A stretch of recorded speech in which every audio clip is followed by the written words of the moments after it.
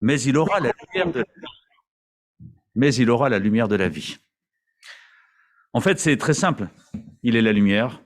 Celui qui me suit, automatiquement, il n'est pas dans les ténèbres, puisqu'il suit une lumière, c'est logique. Et c'est une lumière de la vie, la lumière qui donne la vie. Pas une lumière artificielle, bizarre, oïde ou je ne sais quoi, mais une vraie lumière. Et il est dit, en parlant de l'Église, après m'être retourné, je vis 7 chandeliers d'or. Les 7 chandeliers sont les 7 églises. Là aussi, c'est un élément important. L'Église, elle est comparée à un chandelier et qui éclaire.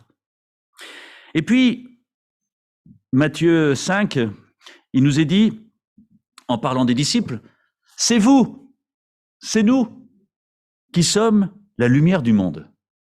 Alors là, ça peut surprendre. Et il rappelle qu'une ville située sur une montagne ne peut être cachée, où on n'allume pas une lampe pour la mettre sous le boisseau, mais on la met sur le chandelier et elle brille pour tous ceux qui sont dans la maison. Ça semble tellement évident quelque part quand on lit ça. Et il rajoutait que votre lumière, donc notre lumière, brille ainsi devant les hommes. Pourquoi? Afin qu'ils voient vos œuvres bonnes et glorifient votre Père qui est dans les cieux. Que de bonnes choses derrière cette lumière. La lumière est la vie. Et cette lumière dont il nous est parlé, c'est Dieu, celui qui nous éclaire. Ça nous semble évident jusque-là, mais si ça nous semble si évident que ça, continuons, profitons et vivons ce que Dieu nous dit. Cette lumière, elle nous est révélée pour que nous en devenions le reflet. Alors là, il y a quelque chose d'intéressant, d'important. Et en tant qu'Église, un véritable chandelier. Un véritable chandelier. Matthieu nous dit, si je reprends le verset, que si notre lumière brille devant les hommes, ceux-ci verront nos œuvres bonnes et ça va les amener à glorifier Dieu, à rendre gloire à Dieu.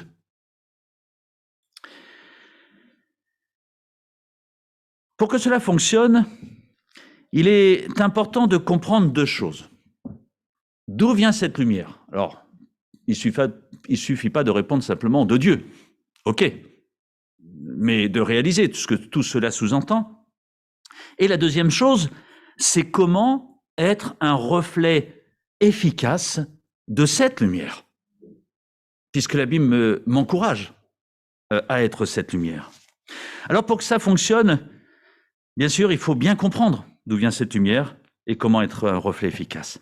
Et là, on voit que Jésus se présente comme la source lumineuse. Et c'est nous, chrétiens, qui sommes appelés à en être le reflet. Donc on est vraiment concernés en tant qu'Église. Un peu comme la lune qui, d'elle-même, n'est pas une lumière, mais qui réfléchit la lumière du soleil. Elle est un réflecteur. Si le soleil n'est plus là, il n'y a pas de reflet. L'image de la lumière met l'accent sur le rôle important du chrétien avec une vie qui doit refléter Christ, comme plus important que tous les discours. On se rend compte là qu'on n'est plus forcément que dans la parole, mais on est dans quelque chose qui se voit. Et une lumière, au milieu des ténèbres, elle doit se voir. Même la plus petite des lumières. Allumer une bougie. L'autre fois, j'avais une lampe de poche, le compteur a sauté, je suis descendu avec cette lampe. Et je me suis rendu compte que les piles étaient bien basses, mais le peu qui restait m'a permis d'arriver jusqu'au compteur. Et avec des piles neuves, alors là, ça reprenait tout son éclat. Là aussi, il y a des choses intéressantes avec cette image, pour nous chrétiens. Comment y arriver? Alors je vous propose ce matin de s'arrêter sur un élément de l'Ancien Testament qui nous parle de lumière, c'est le chandelier d'or. Alors, j'ai regardé autour de moi si quelqu'un possédait un chandelier d'or pur de 45 kilos pour le même qui était dans le tabernacle, et j'en ai pas trouvé, et puis j'ai pas voulu amener le mien, donc je l'ai laissé. Au prix du kilo, je pense qu'il y a une fortune. Mais c'est pas ça le plus important, même si ça signifie quelque chose, cet or pur. On le verra tout à l'heure. L'image du chandelier apparaît plusieurs fois dans la Bible et chaque fois en lien avec un culte offert à Dieu, en lien avec la présence de Dieu. cette lumière qui éclaire. Et c'est dans le livre de l'Exode qu'il est fait mention pour la première fois du chandelier quand Moïse reçoit les plans pour la construction du tabernacle. D'ailleurs, c'est tellement important qu'un tiers du livre de l'Exode parle du tabernacle, parle du culte offert à Dieu. C'est important, c'est pas n'importe quoi. Et ça vient juste après la sortie d'Égypte, la délivrance, avant l'entrée dans la terre promise. Voilà ce qu'il va falloir mettre en place pour vivre. Mais c'est d'autant plus important, ce tabernacle, qu'il signifie quelque chose de fort pour le peuple d'Israël, comme pour nous, cela signifie quelque chose d'important, la présence de Dieu. Moïse est au milieu de la nuée sur la montagne du Sinaï, et l'Éternel lui dit, Exode chapitre 25, versets 8 à 9, « Ils me feront un sanctuaire et j'habiterai au milieu d'eux. Vous ferez ce tabernacle et tous ses ustensiles d'après le modèle que je vais te montrer. » C'est intéressant parce que Dieu est un véritable pédagogue. Quand il propose quelque chose, il l'explique. Et il met en place ce que nous ne sommes pas capables de mettre en place. Et ça doit m'encourager, c'est que je ne peux pas dire « je n'y arriverai pas ». Je ne peux pas dire « c'est impossible pour moi ». Si Dieu me demande quelque chose, il me donne les plans, il m'explique, il m'accompagne, il me conduit. Dieu ne nous laisse jamais seuls, ne nous abandonne pas. Alors, nous n'avons pas à nous inquiéter parce que le diable, lui, va nous faire croire que ça ne marchera jamais. Mais c'est pas vrai. Avec Dieu, s'il m'en parle, il va tout mettre en place pour que ça fonctionne. Ce tabernacle, c'était permettre à l'Éternel d'habiter au milieu de son peuple. Et c'est le désir de Dieu d'être au milieu de nous, dans ma vie de tous les jours. Pas simplement ce matin, dans l'église, mais toute la semaine dans ce que je vais vivre. D'être avec moi, de m'accompagner, d'être cette lumière, d'être en communion avec lui. La notion d'habitation de Dieu, elle est importante parce que ça a commencé avec le tabernacle, cette présence, les nuées aussi. Et ensuite, il y a eu le temple comme résidence de Dieu et on arrive à la personne de Christ. Et au corps de Christ qui est l'Église, qui symbolise, enfin plus que symbolise, qui doit définir la présence de Dieu. Dieu est présent au milieu de nous dans son Église. Moïse va construire donc ce tabernacle d'après le modèle que Dieu lui donne. Et Dieu n'a rien laissé au hasard, comme j'ai dit tout à l'heure. Et par 18 fois dans le livre de l'Exode, il est dit que ce que fit Moïse était conforme à ce que Dieu avait ordonné. Est-ce que ce que je construis dans ma vie chrétienne est conforme à ce que Dieu me demande? Ça demande une confiance. Mais quand on voit le résultat, alors ça en vaut la peine. Quand Dieu donne des consignes, c'est uniquement et dans le but de me rendre toujours meilleur et de me donner de la paix, de la joie de cette vie qu'il me propose. Exode chapitre 25, 31-40, quelques points sur le chandelier. Tu feras un chandelier d'or pur. Ce chandelier sera fait d'or battu. Son pied et sa tige, ses calices, ses corolles et ses fleurs seront d'une seule pièce. C'est-à-dire que ce n'est pas du collage, c'est vraiment d'une seule pièce qui est fait. 6 branches sortiront de ses côtés, 3 branches du chandelier de l'un des côtés et 3 branches du chandelier de l'autre. Et il y aura sur une branche 3 calices en forme d'amande, avec corolle et fleurs. Et sur, corolle, dans d'autres traductions, c'est pomme. Et sur d'autres branches, 3 calices en forme d'amande, avec corolle et fleurs. Il en sera de même pour les 6 branches sortant du chandelier. À la tige du chandelier, il y aura 4 calices en forme d'amande, avec leurs corolles et leurs fleurs. Il y aura une corolle sous 2 des branches sortant de la tige du chandelier, une corolle sous 2 autres branches et une corolle sous 2 autres branches. Il en sera de même pour les 6 branches sortant du chandelier. Les corolles et les branches du chandelier seront d'une seule pièce. Il sera tout entier d'or battu, d'or pur. Tu feras ces 7 lampes. On placera les lampes de manière à éclairer en face. Ces mouchettes et ces cendriers seront d'or pur. On emploiera un talent d'or pour faire le chandelier avec tous ses ustensiles. Regarde, puis exécute d'après le modèle qui t'est montré sur la montagne. Au milieu du tabernacle se trouve cet objet d'une magnifique beauté, en or pur, un chandelier d'or, d'une seule pièce. On sait tous comment est un chandelier. avec ses 3 branches d'un côté, 3 branches de l'autre et la branche centrale. Et ce chandelier d'or, il fournissait la lumière pour éclairer le lieu saint, qui symbolisait la présence de Dieu. Les lampes allumées éclairaient les sacrificateurs qui servaient et qui adoraient Dieu. On a là aussi cette idée de cette lumière qui est là pour nous amener à servir et adorer Dieu. Qui sont les 2 buts que Dieu attend du chrétien? Servir avec joie, parce que quel privilège de servir quelqu'un d'aussi important. Et puis, de l'adorer parce qu'on reconnaît ce qu'il est. 2 points tellement importants pour une vie.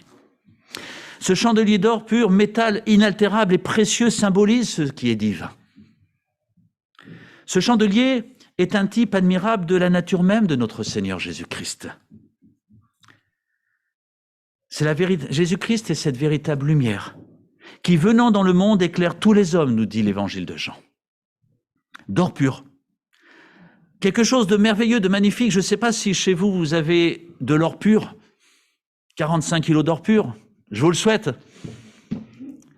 Mais quand on a de l'or pur, généralement, on ne le laisse pas comme ça sur le bord de la fenêtre ou n'importe où. On va plutôt soit le mettre en valeur parce que c'est en or, ou le cacher, ce qui est dommage, pour pas qu'on nous le prenne, parce que c'est quelque chose qui a de la valeur. J'en prends soin. Je ne vais pas laisser ça n'importe où, dans mon garage, dans l'humidité. Non. Mais qu'est-ce que je fais de notre Seigneur Jésus-Christ? Est-ce qu'il est en permanence à mes côtés comme ce côté précieux que, oh, le Seigneur Jésus est là. Plus qu'un or pur merveilleux, c'est ma richesse. J'en ai besoin et je veux surtout pas qu'on me le prenne. C'est précieux pour moi. D'or battu, on pourrait prendre du temps, je ne vais pas le prendre ce matin, mais de nous arrêter sur ce chandelier qui a été forgé par le marteau, comme Christ a été forgé par le marteau de la souffrance, comme nous-mêmes pouvons être appelés à être forgés par le marteau de la souffrance qui nous permet de grandir et de nous appuyer sur Dieu. Je ne vais pas m'arrêter ce matin sur ce point, mais il y a un élément là important aussi. La manière dont Dieu utilise l'épreuve pour conduire, pour nous façonner. L'Église de Christ, ainsi que les chrétiens, nous sommes appelés à être les fidèles reflets de cette lumière. Alors, c'est intéressant de s'arrêter sur la notion du reflet de la lumière. Nous ne serons jamais la lumière véritable, mais nous sommes un reflet. Alors, je ne sais pas si vous êtes amusé avec votre montre, le soleil. Alors, en classe, j'imagine que ça ne vous est jamais arrivé, mais vous savez, de chercher le soleil et puis, hop, d'éclairer. Vous savez, ça renvoie. Moi, je m'y suis amusé, mais je ne vous dirai pas quand. Ou parfois, on prend un petit miroir et puis, clac, on envoie. Mais ça marche comment? Ça marche parce que j'ai un réflecteur et je vise la source de la lumière. Alors, je peux envoyer effectivement un semblant de lumière quelque part, mais ce n'est pas mon miroir, ce n'est pas moi, ce n'est pas ma montre qui envoie qui est la lumière. C'est la véritable lumière qui éclaire et qui envoie. Et Christ, c'est pareil. Il est cette véritable lumière quand je me positionne vis-à-vis de lui. Levez les yeux vers le Seigneur, on a chanté, ça nous a été rappelé ce matin. À ce moment-là, je suis capable d'envoyer de la lumière aux autres et d'être considéré comme une lumière quelque part, même si j'en suis qu'un reflet. Et là, il y a beaucoup de choses à dire. Est-ce que parfois, c'est la lumière de Dieu que je vise, que je mets en avant, ou est-ce que parfois c'est un peu ma lumière à moi, que j'ai envie que l'on voit, que j'ai envie de mettre en avant?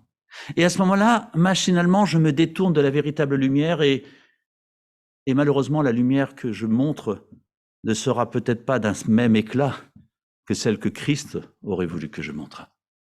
Et d'ailleurs, cette notion de ne plus être en lien avec la lumière de Dieu provoque tellement tant de soucis, de jalousie, parce que, oh, la lumière du voisin m'a l'air meilleure que la mienne. Ou, attention, parce que sa lumière va faire de l'ombre sur moi. Quelle est mes positions par rapport à ça? Alors que si je prends ces chandeliers, avec toutes ces branches, elles sont alimentées, on va le voir tout de suite, par la même huile, la même origine, Et elles reçoivent toutes la même chose. Elles reçoivent toutes la même chose. Il n'y en a pas une qui reçoit plus qu'une autre. Non, ces 7 lampes reçoivent la même lumière, enfin le même combustible, pardon, pour aller de l'avant. Et ça, c'est intéressant. Mais on va le voir après, certaines peuvent brûler un peu mieux que d'autres, si on n'y fait pas attention, si on n'y prend pas garde. Nous sommes concernés par cette notion d'être la lumière dans cette société parfois bien ténébreuse. Mais comme le dit Matthieu, attention, cette lumière, elle ne peut pas être cachée, parce que sinon, elle ne sert pas à grand-chose. Quand j'allume ma lampe de poche, je ne mets pas quelque chose devant, sinon je perds toute l'efficacité. Elle ne peut pas être mise sous le boisseau, comme nous le dit Matthieu. Elle doit se voir, elle doit servir, elle doit être utile. Et le travail de l'Église consiste à manifester cette beauté, cette gloire révélée par le chandelier d'or pur, par notre Christ. Je connais Christ et je veux te le présenter, parce qu'il a illuminé ma vie, il a changé ma vie. C'est ça être témoin de Christ. Voilà ce que j'ai vu, voilà ce que j'ai reçu, et voilà ce que je te partage. Et je suis tellement ébloui par cette lumière que je n'ai même pas besoin de parler, ça doit se voir. Être un réflecteur efficace, un dispensateur de cette lumière de Christ. Et notre devoir, il est de porter, conserver, répandre ces lumières sans en altérer l'éclat. Parce que il en faut peu parfois pour que la lumière ne soit pas efficace. Parfois, les phares de voiture, le verre se dépolit, s'abîme, et il y a comme une petite couche dessus qui fait que la lumière n'est plus aussi efficace. Et si vous ne réparez pas cela, vous ne voyez pas autant qu'avant. On peut parfois être un réflecteur qui s'use, qui s'abîme, un miroir qui est sale. Si vous mettez votre miroir dans la boue et que vous le ressortez, je vous mets au défi d'envoyer la lumière. Quelle est la qualité du reflet que je propose à Dieu, que je propose au monde, de la part de Dieu plus exactement? Alors, les lampes. Nous sommes appelés à être ces lampes qui éclairent. Elles étaient remplies avec de l'huile d'olive pure. Ces 7 lampes qui brillent sont l'expression de la perfection de la lumière et de l'énergie du Saint-Esprit. Voilà la solution. Par moi-même, je suis incapable d'envoyer la moindre lumière ou d'empêcher que ce réflecteur que je suis soit parfait, parce qu'il est tellement sali par plein de choses autour de moi. Mais le Saint-Esprit est capable de repolir ce miroir, de le rendre tellement réflecteur. Oui, ça se dit? Non. Enfin, de réfléchir plus efficacement la lumière. C'est lui qui va faire ce travail.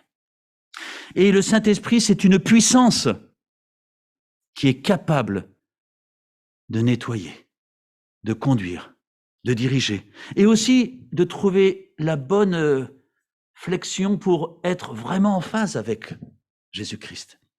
Ta parole est une lampe à mes pieds, une lumière sur mon sentier, et le Saint-Esprit, il est là pour que justement je puisse recevoir efficacement ce qui vient de Dieu pour pouvoir le retransmettre tout aussi efficacement.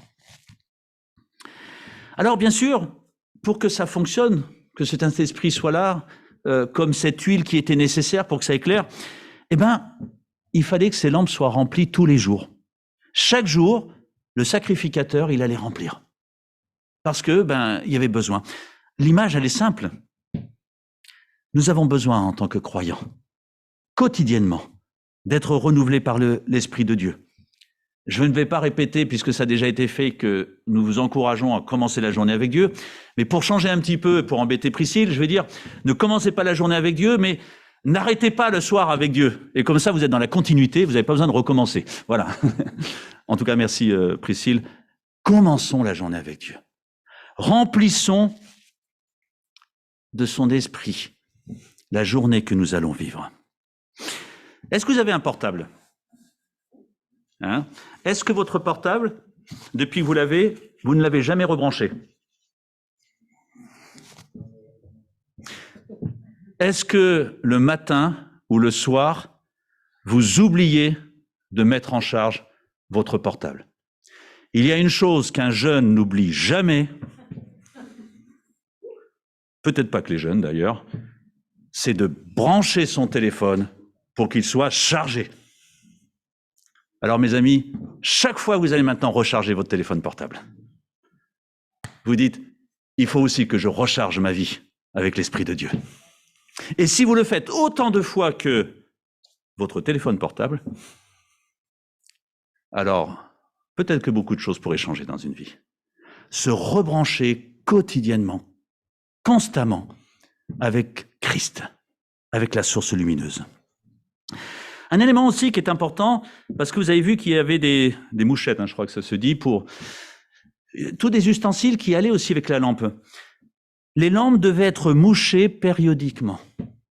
C'est-à-dire couper un petit bout de la mèche, si je ne suis pas un spécialiste, pour la rendre plus pure, plus efficace, pour qu'elle soit toujours plus éclairante, pour qu'elle ne perde pas de sa qualité.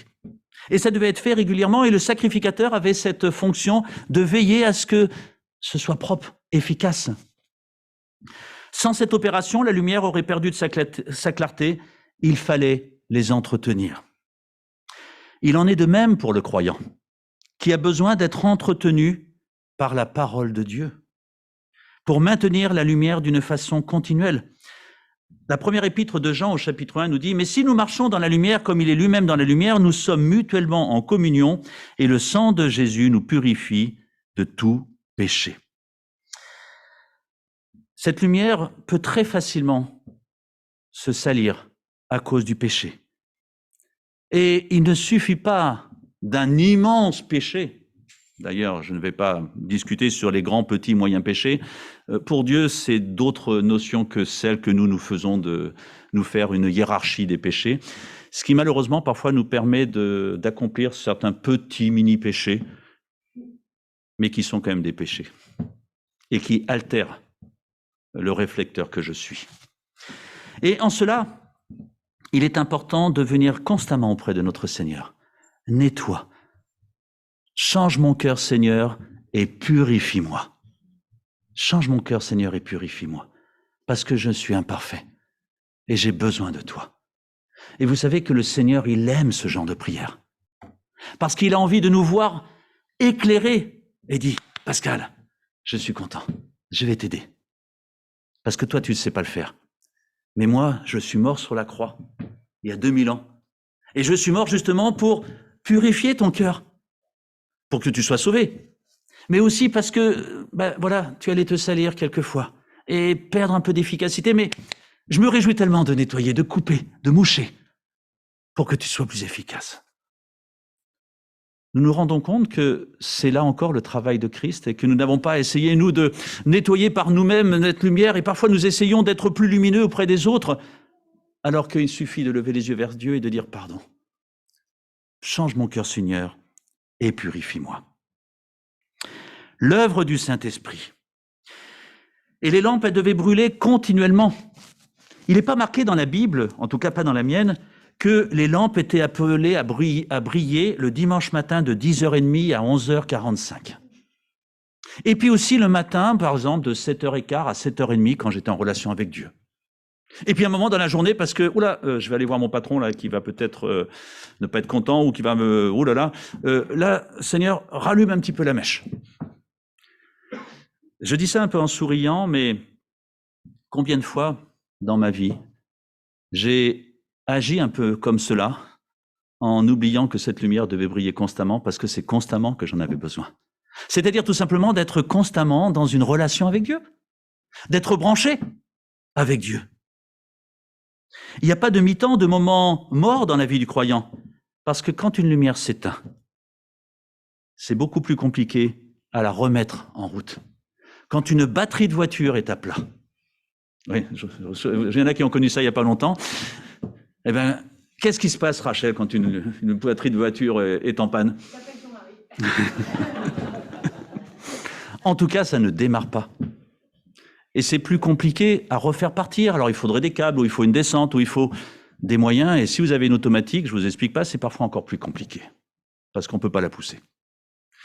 Mais la vie chrétienne, c'est aussi parfois comme ça. Je ne me suis pas rechargé, puis à un moment, paf, je me retrouve à plat. Et ça reprend du temps, mais ce n'est pas impossible. Dieu est là aussi pour nous aider à repartir. Mais apprenons à briller continuellement, parce que nous nous faisons du bien, parce que nous sommes en sécurité et parce que nous apportons aux autres une lumière dont ils ont besoin. Alors bien sûr, vous l'avez compris, l'Église ne peut refléter nous-mêmes que cette lumière qu'avec l'aide du Saint-Esprit et que si nous connaissons l'origine de cette lumière. Jamais moi, toujours Christ. Donc toujours tourné vers Christ, toujours branché avec Christ. Tout est toujours lié à Dieu qui a tout accompli. C'est pas compliqué à se rappeler, ce tout est accompli. Ça y est, branche-toi, je m'occupe de tout. Tout ce que représente le chandelier dans son sens typographique est le fruit immédiat de l'opération divine. Dieu accomplit des choses merveilleuses dans ma vie et me permet de briller autour de moi. La lumière des lampes n'était pas leur propre lumière, elle ne sera jamais notre propre lumière. Ne l'oublions pas, humilions-nous et n'ayons pas peur ou ne soyons pas jaloux de la lumière des autres. Réjouissons-nous que Dieu puisse faire de nous une lumière, parce que si j'entre dans ce processus humain de comparaison, alors je ne serai jamais satisfait. Et je considère que la quasi-totalité des conflits ou difficultés proviennent de comparaison avec l'autre. Alors que je suis branché normalement en ligne directe avec Dieu et que je n'ai pas à m'inquiéter de ça. Je serai la lumière qu'il souhaitera que je sois. N'oublions pas que nous sommes appelés à être une lumière, mais nous restons en fait un vase de terre. Un vase qui en lui-même ne vaut pas grand-chose si Dieu n'y met pas du sien. Si Dieu ne se l'approprie pas. Si Dieu ne consacre pas la personne que je suis pour le servir.